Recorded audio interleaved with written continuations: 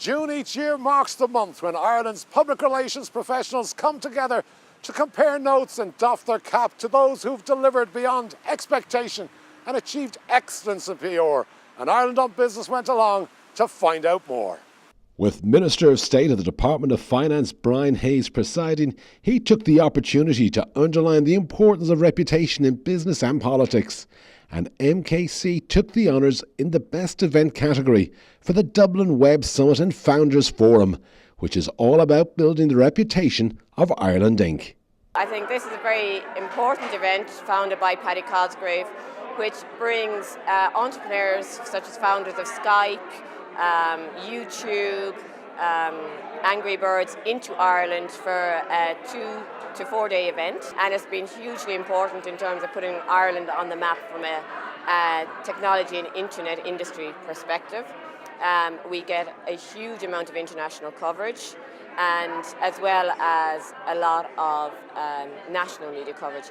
And I think it was that combination of the entrepreneurial approach taken by Paddy to putting on both events, and also its role in improving and enhancing our reputation as a country, which the Minister spoke about, for investment, which I think led to the award being made today. Taking pride of place for its role in media relations was H&A Marketing and PR, and the subject of their winning assignment struck a chord across the entire nation. Well, the category we won was the best use of media relations, print and broadcast, and the client was Cork City Council, and we won the award for handling the media around the visit of Queen Elizabeth to Cork May of last year. I think part of what was so special about the Cork part of the visit was the end of her time in Ireland, and there was an opportunity, I think, once we finished with the formalities in Dublin, like the state dinner and the Garden of Remembrance. When she came to Cork, we were trying to put an emphasis on the more relaxed side of things, so the English market, the interaction with people. Out of nowhere we got a signal with 10 minutes to go that she was going to do a walk around on the Grand Parade.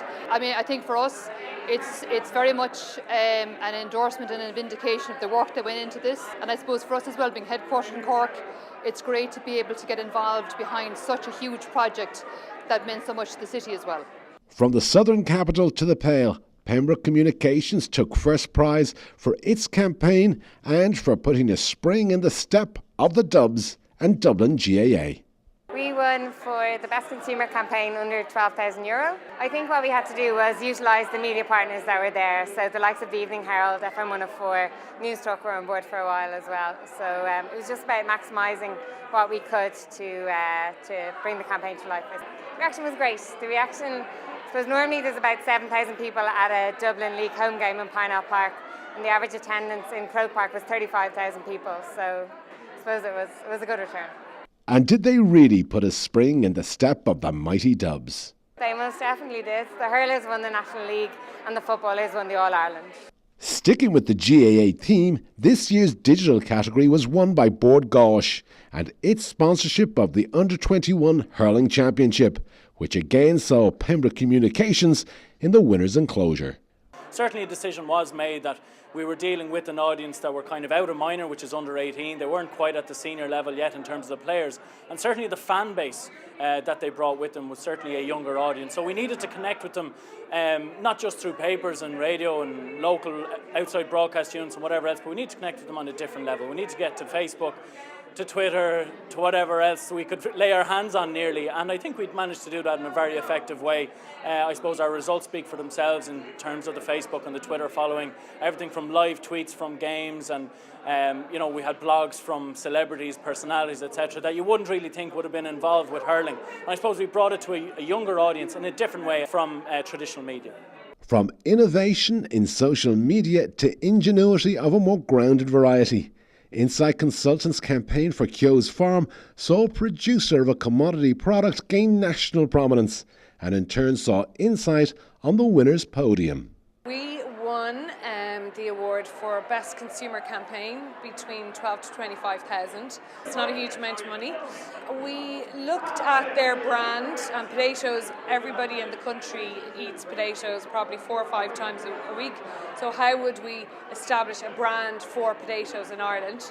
We created National Potato Day, which we used as a vehicle to get people to start talking about potatoes and eating potatoes again.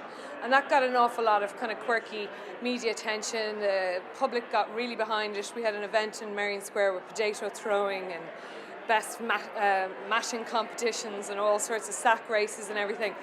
And it just sort of captured the imagination of the public and particularly, most importantly, the media. The Keogh's farm, the Keogh's family are now sort of positioned as leaders in the whole area of agriculture and entrepreneurial farming and a new breed of farming in Ireland. In changed times, the PR Awards is not just a roll call of honours. It is also an opportunity for the industry to benchmark practice and calibrate its progress and the state of the PR market. So what we're seeing are clients who are looking, I suppose, for a partnership relationship, and the difference from if you're a public relations or communications advisor, you are a trusted advisor. You know, you're giving advice at CEO level. You're very much part of the whole dynamic of the senior management team. So there's been a huge demand for, I suppose, internal communications, crisis communications, as well as looking at the bottom line and saying, well, what are you doing for us? What extra can you do for us? And I think as an industry and as a profession, we've responded very well to that. Illustrating best practice in internal comms was BT, which has succeeded in manning and running its BT Young Scientist of the Year, all delivered by BT staff volunteers, imbued with the passion for this hallmark event. It's very much part of the culture. Just ticks an awful lot of boxes for us in terms of, as I say, what we do in the way of corporate responsibility, what we do in the way of skills and innovation. So for us, it's something that we involve people throughout the whole year. And that actually was probably the winning difference in this year's programme, that this year we took a very clear approach in our internal comms plan to make it a year-round programme. So we didn't just focus on delivering an event for 1 week of the year. From an internal communications perspective, we kept the messaging, the engagement going throughout the entire year, and that's really paid dividends for us, I think. Winning the award for Best Event in the 12 to 25,000 euro category was a combination of two national icons. When WHPR took to entice local life to the Guinness Storehouse, and all on St. Patrick's Day. Well, I think it's the fact that St. Patrick's Day is a very cluttered area in the media. The Storehouse is often considered as an international visitor destination.